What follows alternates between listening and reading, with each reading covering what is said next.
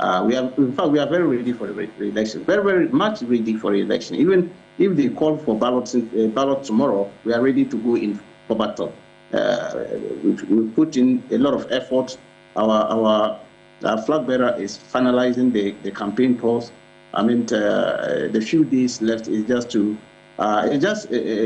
something to remind the people about our policies and all that. It has synced well with them, and I can assure you, we are winning this election with a huge margin, very huge margin. I mean, unprecedented of its type. NPP will suffer the heaviest defeat in their life, in the history of their political life.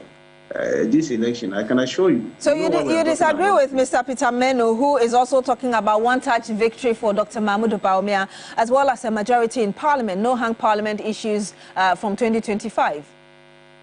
Oh, but he himself is aware that their own research is telling them that they want to go for runoff. Is that not what all their research is telling them? Their party foot soldiers who have put in research and said they are going for runoff.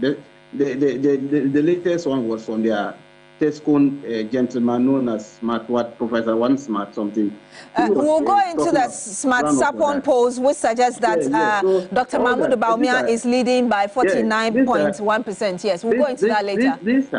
These are parachiks of the NPP, and they don't even have trust in their own flag bearer. But you wouldn't.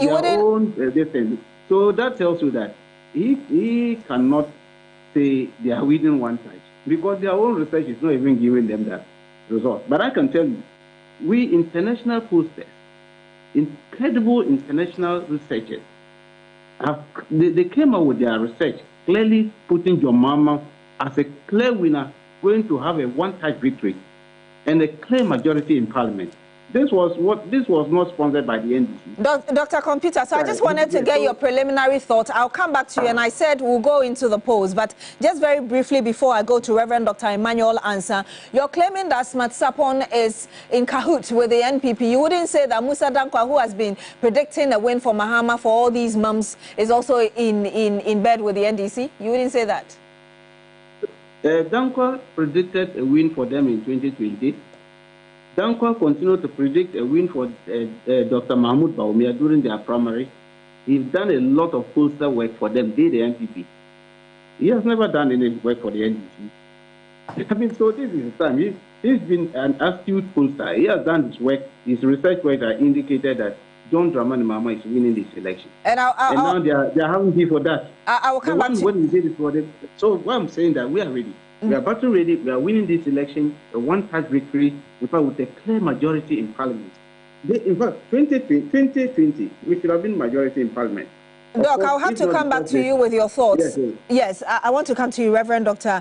Emmanuel Kwabenansa. I mean, you're with the electoral wing of IDEC, Civic Forum Initiative. I'm just wondering what you have observed in the system. Just days ago, we had Kodeo giving us their own observation of what's happening within the nooks and crannies of the country. I'm just wondering what you have picked up as well going into this year's general election beyond the thought of Mr. McMenu and Computer saying that the parties are already going into the elections.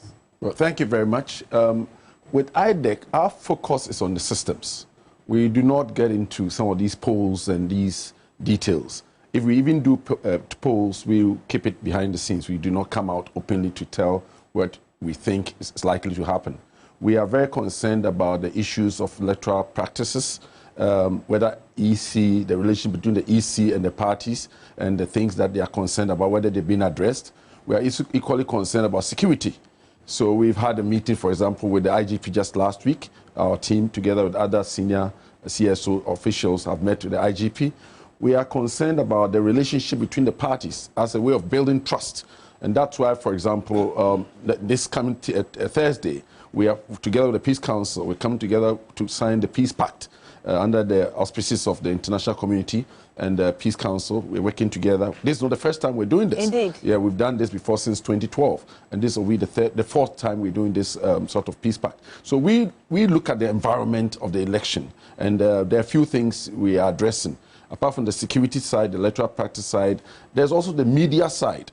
and the communication, the way things are going with the media. We're very concerned about fake news and the way people are transmitting fake news, and we need to find a way to curb some of these things, both in the mainstream media and also in the online digital media. I'm glad you talked about the Peace Pact, because I'm sure recently you might have heard and seen the chairman of the opposition NDC saying that the party would not sign any peace pact because the one they signed in 2020, they didn't see the end of it. At the end of the day, 8 people died. So when you say you're observing things in the system, especially with regard to security, what have you seen which ties in with the argument of Johnson Asiedu Nketia, for instance?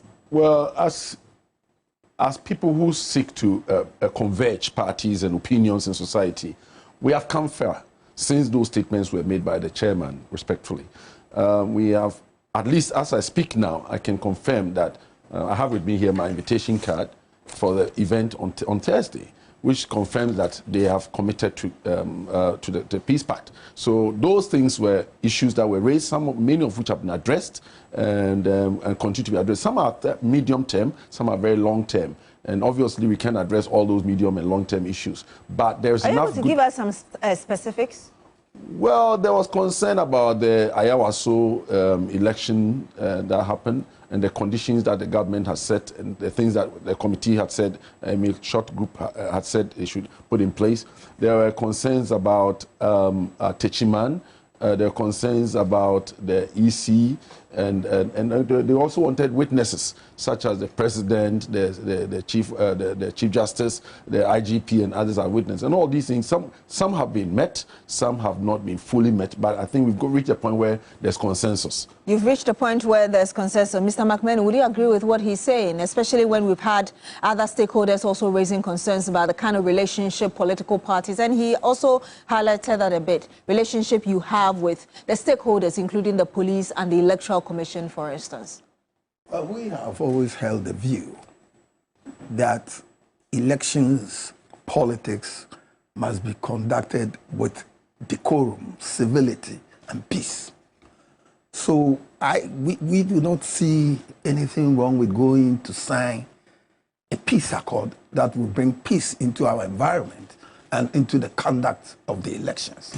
So from the word go, we have never hesitated that we won't sign anything. No, we believe this country has one good thing going for us, and that's the peace and stability of the nation. And we shouldn't be doing anything untoward because of elections to put the peace and stability we have away. So the New Patriotic Party, under the leadership of Dr. Mahmoud Bawumia, firmly believes that we should sign the peace accord, we should demonstrate it, and we should go all out for peace and stability of the nation. We should demonstrate it, you say, meaning that if, and also you prefixed your statement from the word go, you believed that this was the right path to take. No, but this is not the first time we are going into an election since 1992. So, and from time immemorial, every election cycle, though every election is unique, peace is one thing that should go throughout the lifespan of all elections. My question was to what Johnson Asiedu Nketia said earlier. We had Reverend Dr. Emmanuel Lancer saying that we've made progress since that statement. Does it mean that from the word go, when the idea came up and he was disagreeing, you still disagreed with him that perhaps he didn't really have any concern? No, we didn't agree with him at all, that he wouldn't sign because of ABC. We didn't agree with him. You don't think the reasons were valid, some of which have been mentioned by Rev? No. You must come and sit down and bring peace to the elections, bring stability to the nation, post-election, pre-election. So all these wranglings around, dancing around, for us was meant to, as it were, spite the process. And that should not be the case. Ayawaso Westwalk not concluded, Techiman not concluded. If you do that, I will take you way back to 1992 with historical antecedents of what has transpired as far as violence, criminality, etc. in elections are concerned. And I have the data. Even the market here, Agbogroshi, you know how people were slaughtered there, MPP people? So don't go there. Don't go there. It's for us to learn and reform and make the system right. So if one thing happens today, You don't use that as a yardstick for the future, but you should correct that error. Reforms is what we need so that they will not reoccur. Because in human life, things continue to change, and we must embrace reforms to make amends to whatever went wrong. We must make reforms and make amends. Dr. Rashid Computer, I'm sure you can hear Mr. McMenu. I mean, I seem to get the understanding from him that we're overstretching this, especially when we have violence in our history as well. Would you agree with him that indeed we need to move forward and ensure that what happened doesn't recur?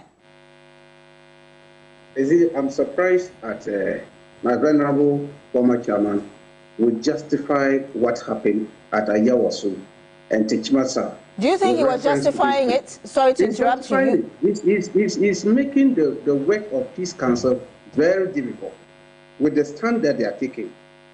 It's making the work of the Peace Council very, very difficult. I thought they were going to be remorseful with that dastardly act they exhibited in their governance style. That was terrible. It was a big blot on the history of Ghana. The democratic culture that we are in. These people wanted to turn the whole thing into a military democracy. Dr. Tapiko, I will let you Dr. Computer, I will let you continue. But you're looking at criminals who took advantage of an electoral process and people were killed eventually, and you're saying that you're saying that it is because of the governance. I mean, how do you marry the two? I'm just trying to get your argument. Do you know that those people were killed by state actors? They wasn't criminal. These were state actors. The Ayawaso was handled by the National Security Secretariat. The officer who led that dastardly act has been promoted. Today, he's sitting as a commander of the Central Command. He's now a brigadier general. These were state actors. They were not people who were outside the state parameters. These were state actors. The government of the MPP, which my venerable former chairman is part and parcel, came out with a white paper and rubbish it. Even when they asked them they should reprimand those officers, what did they do? In the dictionary of MPP, reprimand means promotion. They promoted the gentleman to brigadier general. And the gentleman is now sitting as an officer of the Ghana Armed Forces, commanding a whole fleet, Central Command. He's there. I think the point Mr. McMenu is saying is that we've had violence in our history, and so let's not keep going back and just move forward. You don't agree with that? So you are saying that you are telling, that's what I'm saying. I'm surprised he's justifying those dastardly acts with history. So because history, something happened previously, you must do it now. And ask me that I should forget it because it happened before. Mr. McMenu, and I'm saying that those things he's referring to, it wasn't state actors. He should tell us. I'm saying that those people who were killed broad daylight at Techimasa were shot by soldiers. The videos are there. Mr. McMenu, you have the floor. These are state actors. So he should not be justifying it because he wants us to make amends and move ahead. I think he's in power. And the onus lie on them. Because when you are talking of peace, the implementers of peace is he. Because they hold power. They control the security. The chairman of the National The police administration has the authority to ensure that there's peace within the country under the Interior Ministry. That's what our law says. Let me tell you, who is the chairman of the National Security Secretary? Is it not the president? Who chairs the National Security? Is it not the president? Who appoints the IGP? I am saying that here is the case. You have rogue elements in the military threatening the security of the state, and nobody is saying anything. Look at that officer, the Achansi commander. He came out publicly and said he will go around, start beating people at the polling station. Mr. McMenu, you have the floor to answer. Is McMenu listening to that? Mr. McMenu, did he see the video or he hasn't seen it? Dr. Computer, I would like Mr. McMenu to respond to these claims you make, and then let me learn. When you was talking, you see that I carefully listened to you. Oh, why you can't talk of signing of peace?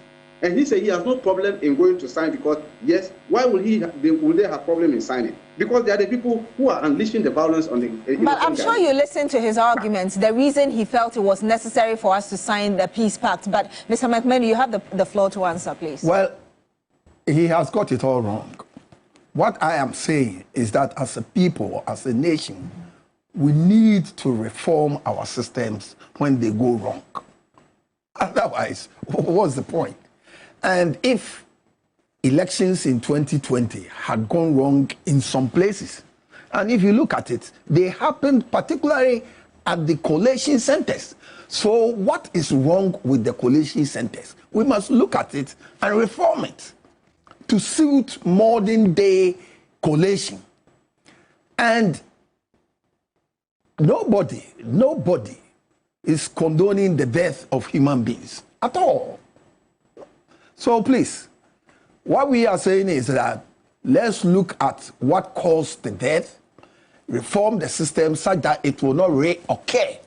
As human beings, that's what we will do, because things happened by gunshots, by the flash of a torchlight. People are killed, but it also depends on how the voters and the crowd would respond and behave at the various collation centers. This is what erupted all these military firing warning shots which turn out to kill people. I do not think the military straight ahead fired to kill anybody. In any case, the matter is with the National Election Security Task Force.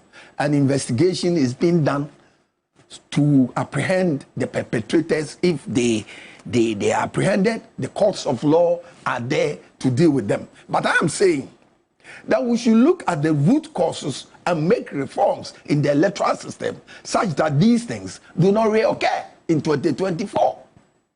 And that's the point, and we're going for a break very shortly, but I just want to get this very quickly from you. You talk about investigations, and people feel that 4 years down the line is taking quite too long. And also the point Dr. Computer made about somebody who was clearly involved in this has been promoted. What does it say? Doesn't it? He doesn't have any evidence of what he's saying.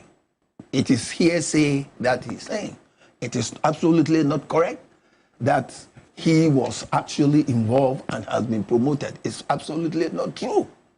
But let me tell you, in elections, especially when in Ghana you are trying to break the 8, there are so many machinations of anti-government, anti-authority, higher intensity threat of violence in the system. We have witnessed many of them, and it's still ongoing. We have witnessed how Guta, is it Guta? The Teachers Association of the University. UTAG. We have witnessed how somebody went to pull the car key of the police during demonstrations. We have witnessed how the organized labor threat of national strike. You see, all these anti-government and anti-authority breed intensity and threat of violence. That did happen at the 37 military hospital area. And it is the duty of government to bring peace and stability. And the government, which arm of government is supposed to do that? It is the police.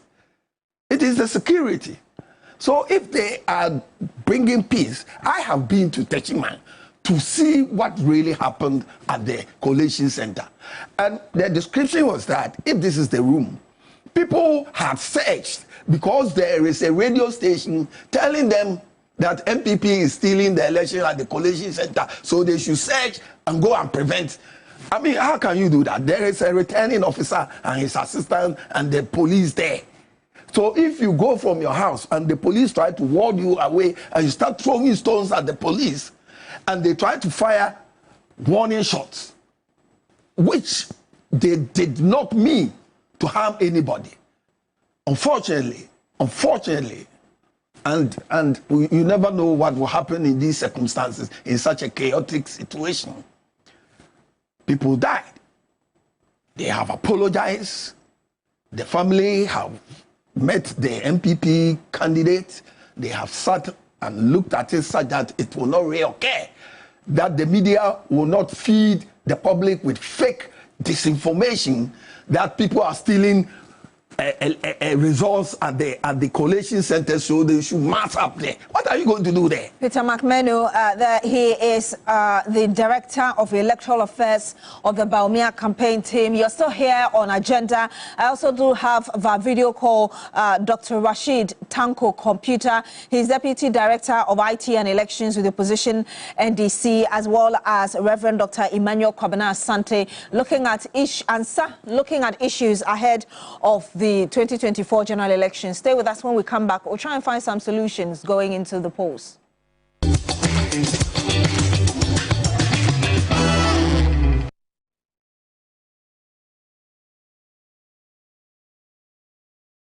How can we solve the unemployment crisis in Ghana? Yes, Massa.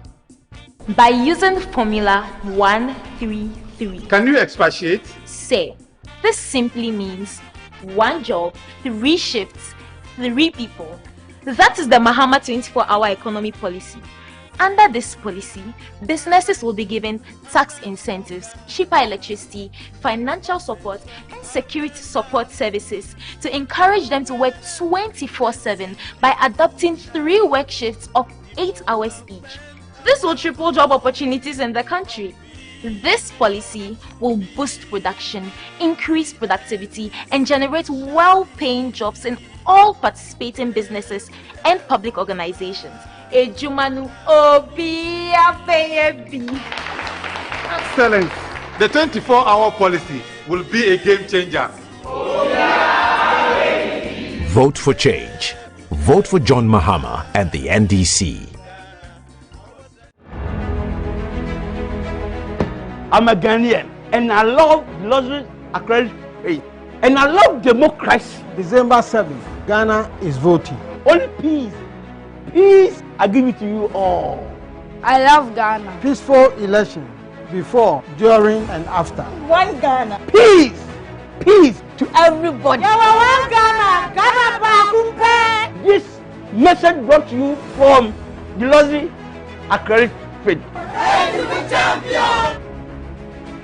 Mpenimfo nina muntu aba ema obia usu nyame a obedwini danche ho muntu aba ema God Ramani Mahama eni NDC na aksitremu enyemre emaye nina.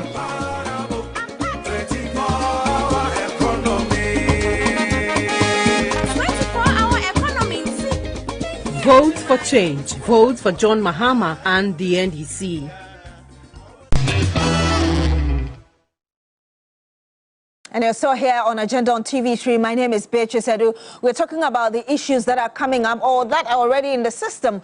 We're just 12 days to the country's general election. I do have with me Peter McMenu, who is former chairman of the governing New Patriotic Party. He's also the Director of Electoral Affairs of the Baumia campaign. I have a video call Dr. Rashid Tanko Computer, Deputy Director of Elections and IT with the opposition NDC. And on my left side, Reverend Dr. Emmanuel Kwabena Ansa, who is Vice Chair, Civic Forum Initiative. That's the electoral and security wing of IDEC. So, Doc, I'm coming to you straight ahead. I mean, listening to Dr. Rashid Tanko Computer, it looks like there are still trust issues. How do we deal with this going forward? Well, I think that anytime the stakes are high in an election such as this, I think former chairman mentioned that people trying to break the 8 and people say, look, we can't stay out for so long. We also have a bite of the cake and make Ghana a better place, as they believe. You're likely to see these tensions go up. That's where we also come in, because we are supposed to make sure that the environment is free, fair, and it gives everybody the space to operate, to understand that we have a common agenda. Now, how do we do this? Through engagement. Now, for example, we have engaged the IGP last week and gotten assurances of their systems that some of the issues that have been raised by Mr. McMenu about the security at the collation centers. We have also been concerned about the collation centers and the way people tend to mass up. Now, the IGP has assured us that the security is going to, they're going to beef up the game, not just at the polling stations, but this time at the collation center, because the research is showing that the violence in elections is moving from the polling stations to the coalition centers. So that with that assurance from the IGP, ours is to monitor and to get assurance from the security authorities that indeed this thing they have told us is really going to happen. Now that's one. The other thing is with EC, there are issues that have been raised, issues about rejected ballots, issues about the printing and allocation of ballots. These are the issues which actually trigger the tensions and the suspicions. So we are really on their toes, on their heels, making sure that what they have said, the parties are engaged, the IPAC, any decisions they are making, is it transparent? Is it fair? Is it open? And if there's any indication whatsoever that something is going amiss without the involvement of all the parties, the consent of all the parties, ours is to raise the alarm and then make sure that EC is on top of the issues relating to that. Now, there are other supplementary issues that we have observed that can help that we have to take action on. For example, I mentioned earlier the information and misinformation. We know that social media things, we are very much alert. We are monitoring what goes on in social media and even the mainstream media. Just last week, I know a media person was picked up for misinforming the public about the dates of the election and all of that. These are some of the things that we are, as civil society organizations, very much interested in. Now, there are other things that we are doing which may be after the elections before we can really conclude on. Things to do with, for example, the buying of votes.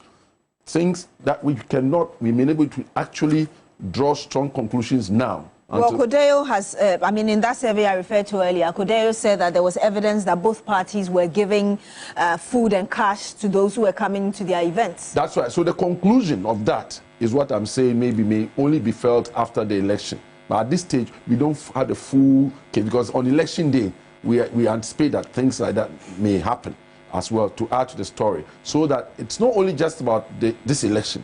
It's about, like you said, the systems that we can put in place. Because we have to get to a point where we can insulate the system from these things. We can't sit down and continue having vote buying as a part of our practice. It cannot continue. So these are the things that raise the tensions. And more importantly, for us as IDEC and CFI, one of the fundamental things that matter to us is the issue of winner takes it all.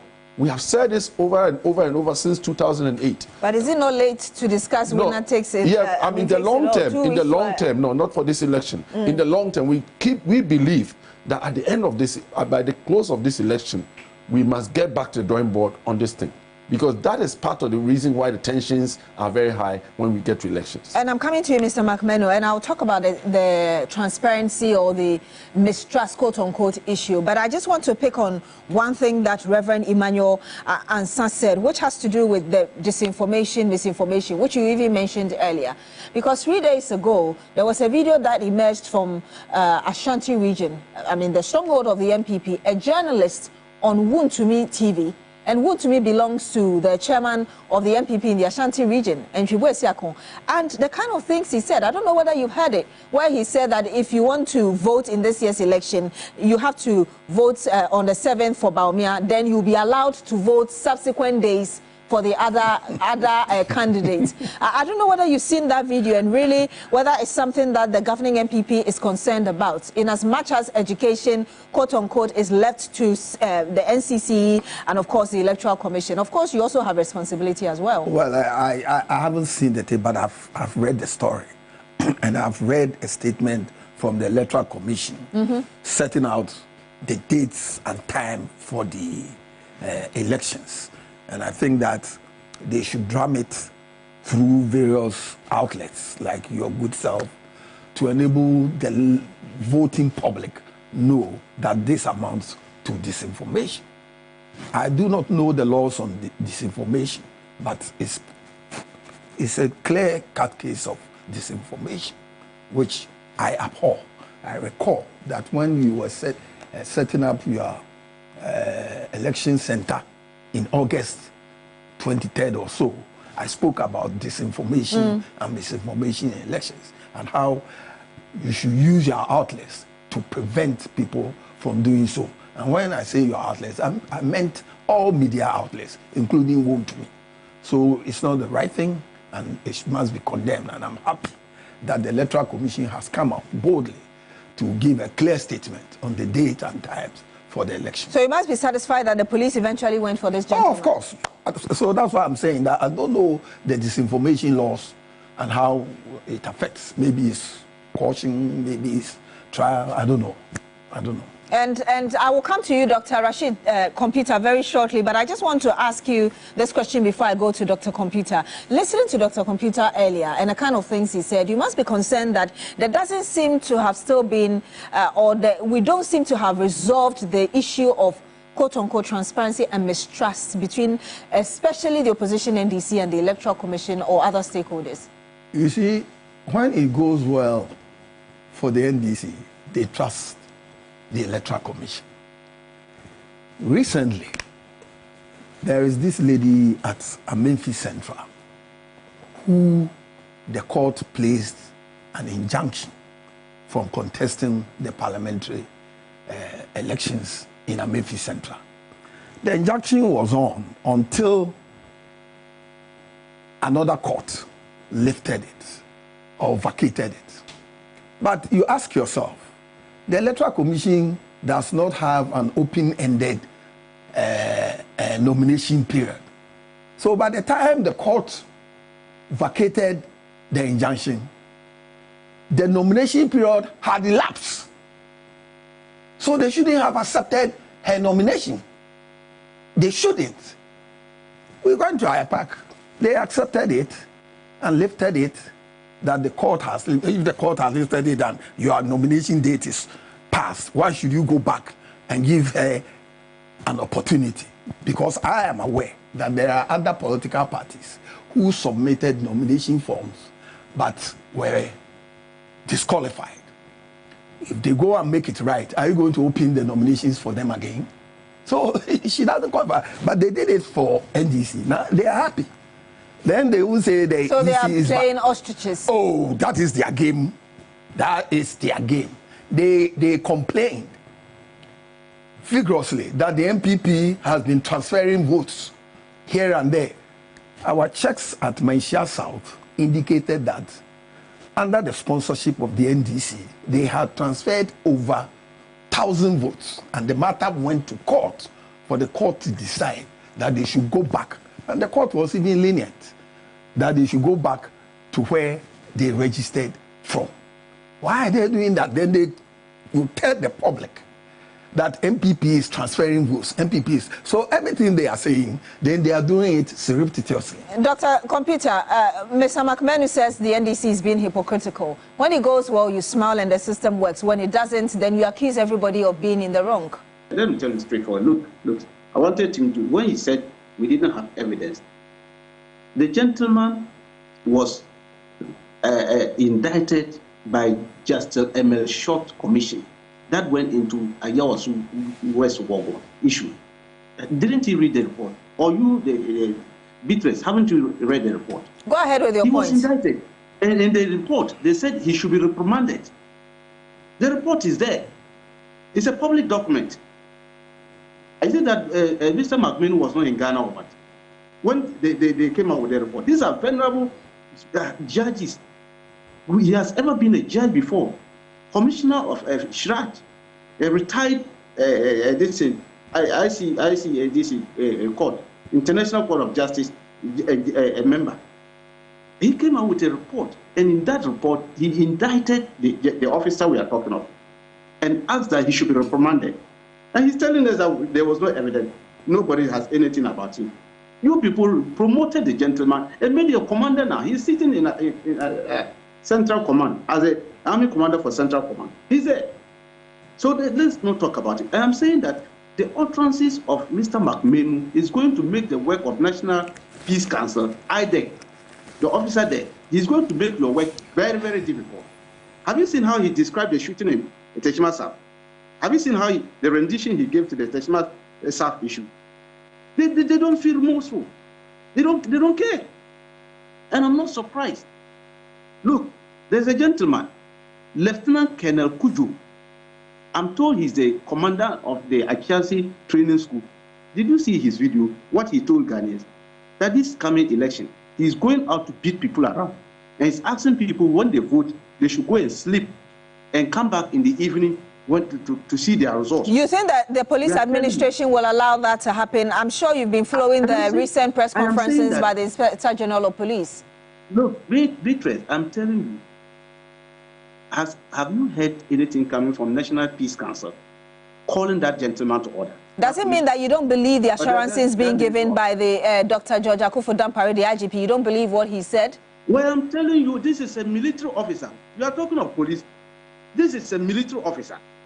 And I'm told by now such an officer should have been interdicted, because his statement is going to is threatening the security of the state. Who gave him that power? Where is he getting that power from? That to go and beat people at polling stations? Is that what the law says? Mr. McMahon has been in election all these years. He should tell me which part of the law says that military men should go and beat people at the polling stations. Which law says that when you vote, you should go home and sleep? You should tell me which part of the law says that. I'm not going to listen to this kind of rock elements in the security who are there to destabilize the peace of this country, and they don't see anything wrong with that. Dr. Computer, that's a dress rehearsal to what happened in December 7th. That's a dress rehearsal. They are telling us. But you know, you haven't directly answered the question about whether or not you trust or believe what the Inspector General of Police is saying as regards the kind of measures that have been put in place. And the last meeting he held, it was with political parties, if my memory serves me right. Beatrice, we attended the meeting, and we also gave assurances to him that we will listen to him. We will listen. Okay, so we've had Dr. Rashid Computer's line freeze.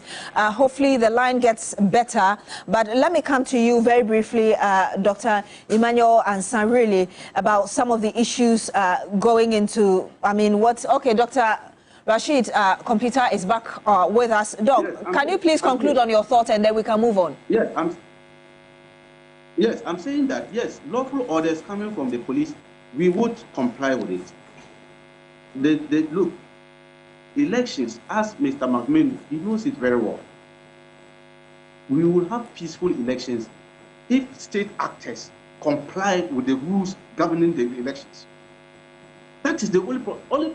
See, anytime you have difficulties at polling station, collation center, it is the state actors.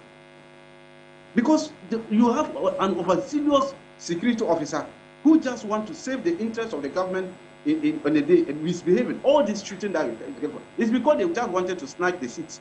They wanted some seats snatched.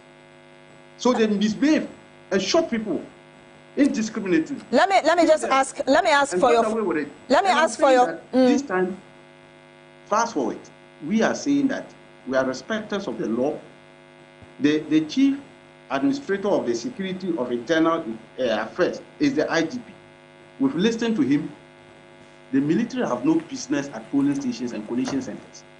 We've made it very clear. Well, and he also made it clear that the military will not be there until it is extremely important.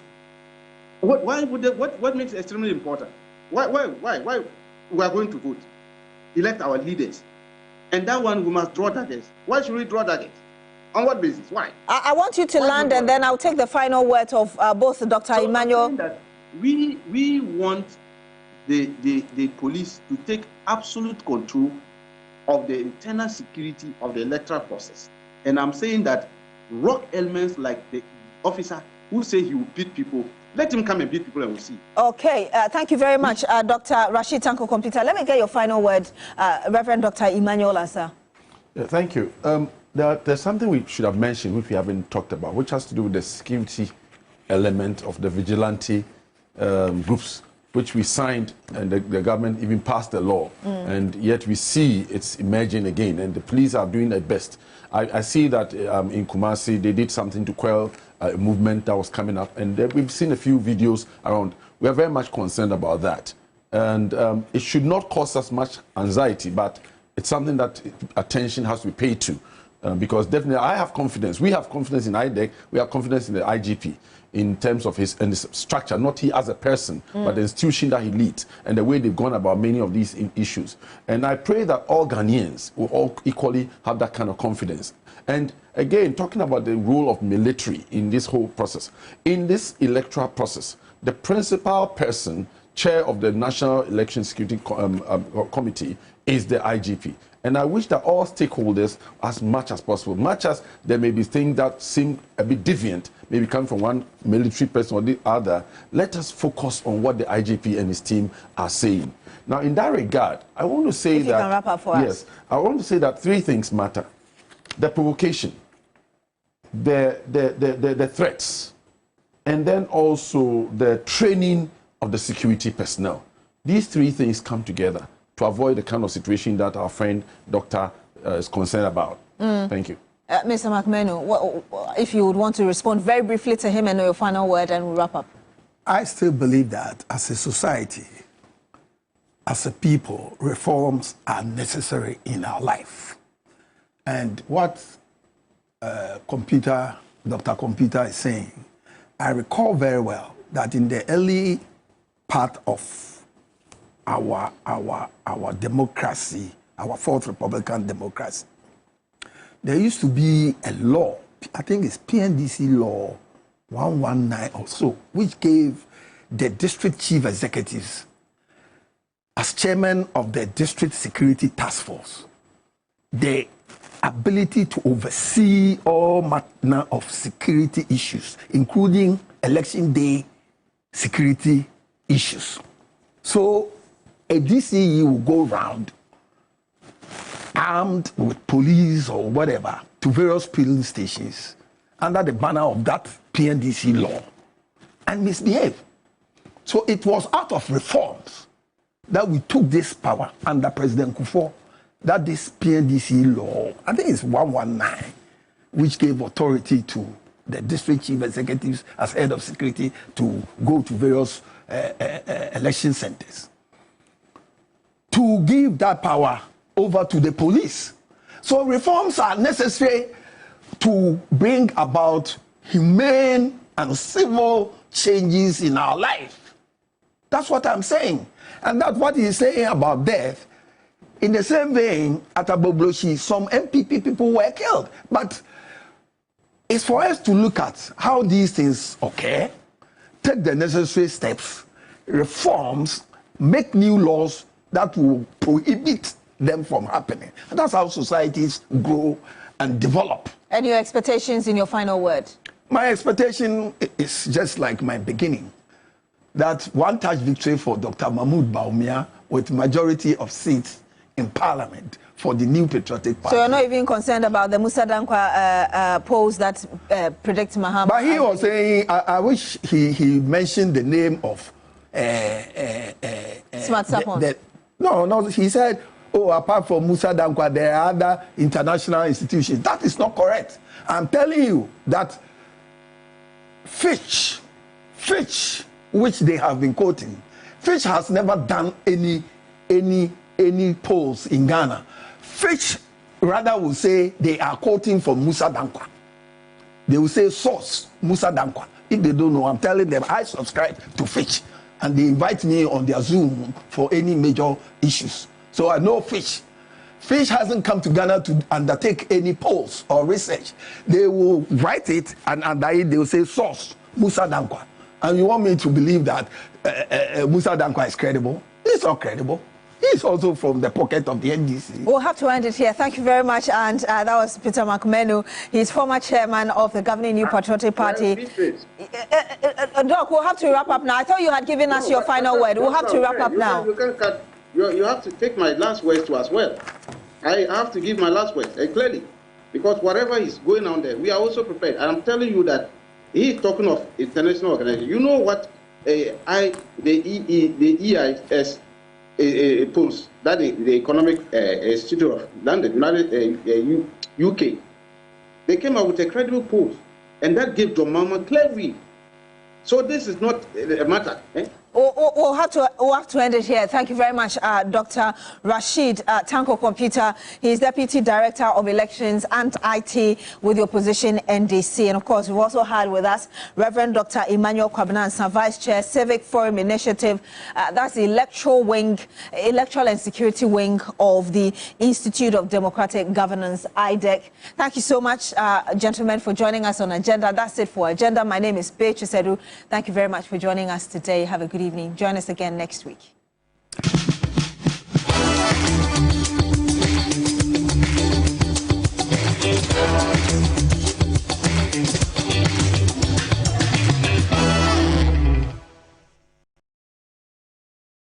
Allow history to be the judge of how I have served my nation.